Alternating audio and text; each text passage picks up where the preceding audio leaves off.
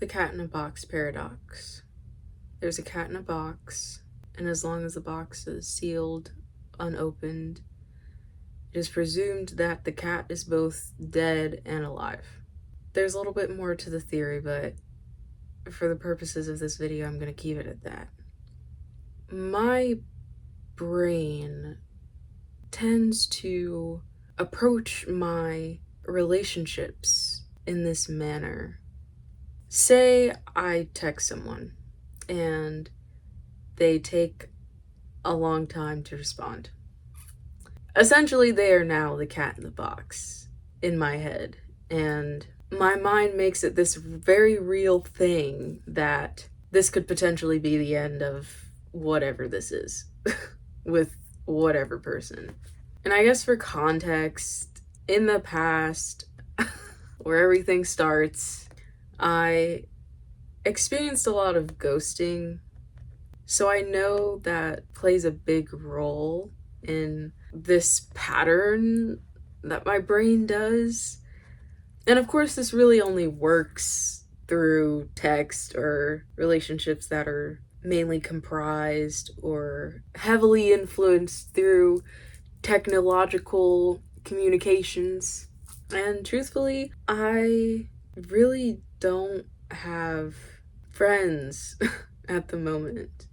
And that is in part due to my own self-perpetuating habits that really don't allow me to keep people around.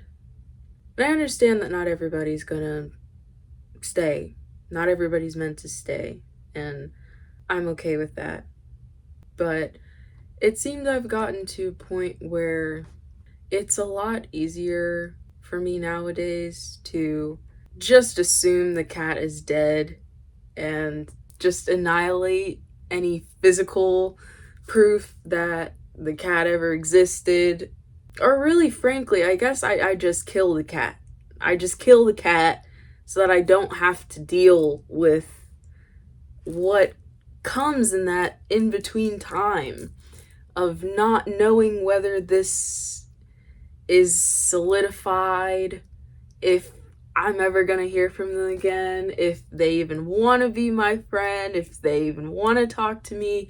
Because I also used to be a friend who was always reaching out. I was always the one initiating the conversations, and it felt like if I wasn't the one to do that, then there would be no relationship, there would be no communication, there would be no connection. And I don't know if that's completely true. I feel like in the instances that come to mind, that is what happened, and that was also what that brain log is drawing from, you know?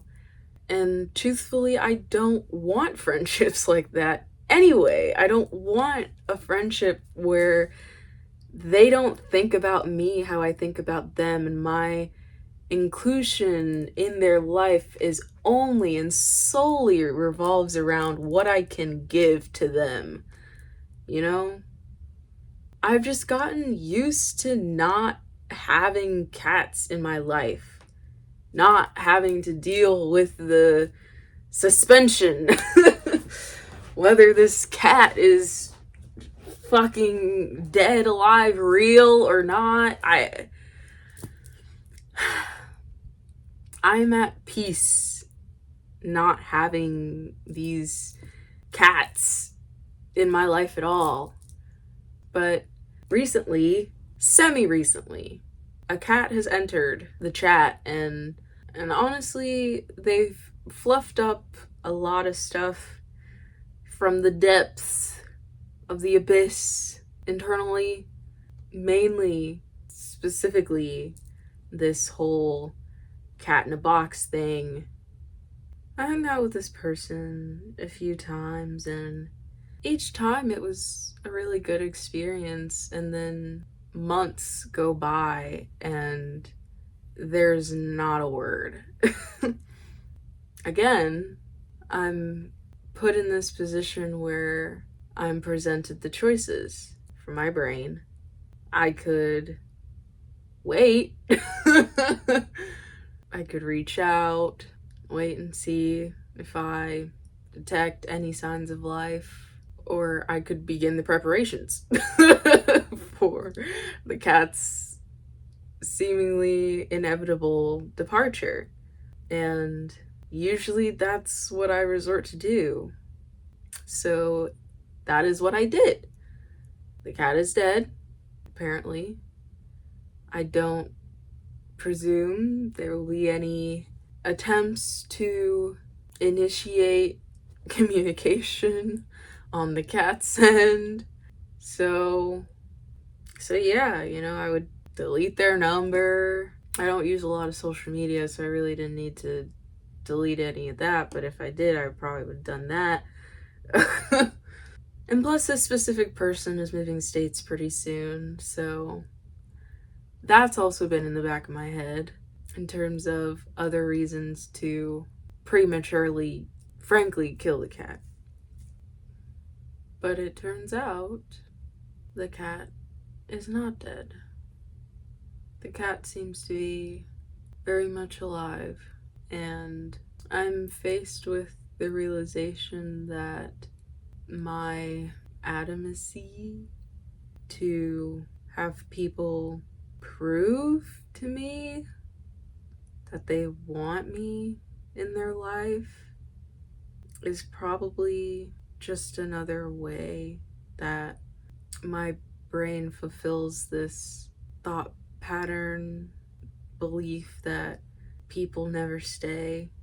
This person has other friends, other connections. They aren't in the position that I'm in, where this is really the only person in my life that I can even partially call a friend. And I'm not exaggerating. And maybe that's also why these connections tend to mean so much to me. It's because I don't really have anybody else.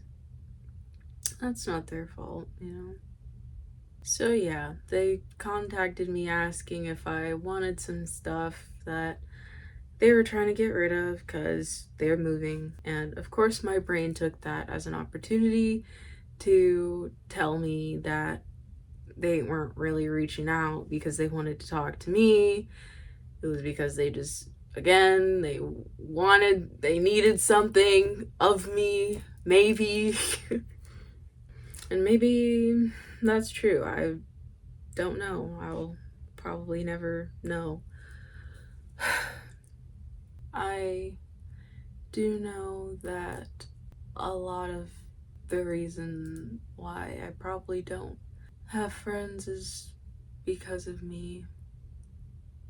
I'm pretty sure I talked a little more about that in an earlier video, but nonetheless, the cat is not dead. And I guess the ball is back in my court to decide what I want to do with this friggin' cat. I just don't like having people around just to have them around. I want people that I actually feel connected to, that I can without a doubt call a friend and say that this person has my back just as much as I know I would have theirs. With friendship comes vulnerability, and the presence of this particular person in my life has taught me that I'm not used to being vulnerable with people nowadays. Usually because that vulnerability in the past prompted a lot of people to leave. But I'm a different person now, and I know that I will find my people, the ones that will stick. So, if you find yourself resonating with my predicament, my disposition, other words, don't kill the cat prematurely. Let nature take its course. Not every relationship, friendship, connection is meant to last forever, but nature will take its course when it's meant to. Yes, some people stay for a season, etc. Some people enter to teach you lessons, and that's it. Unfortunately. But you will find your people as long as that is your intention, you know?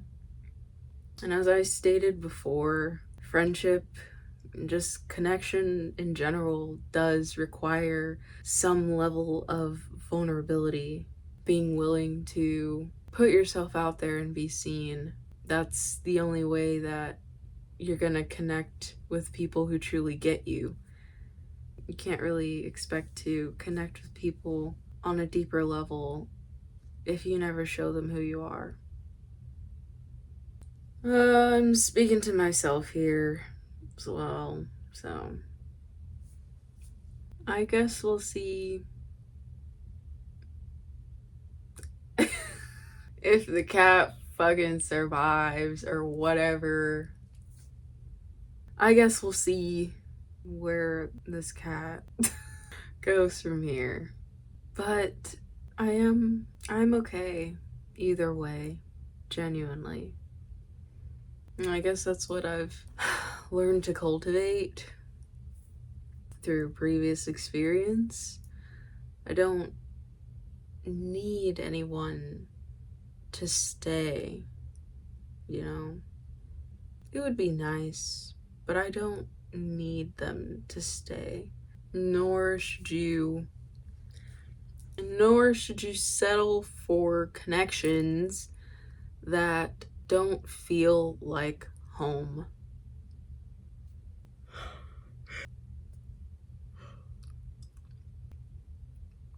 Okay, it is probably around 1 a.m., 2 a.m.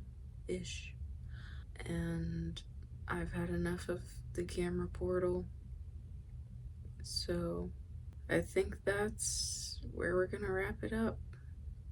My brain is not giving me a more solidified ending, so I guess this is what it's gonna have to be.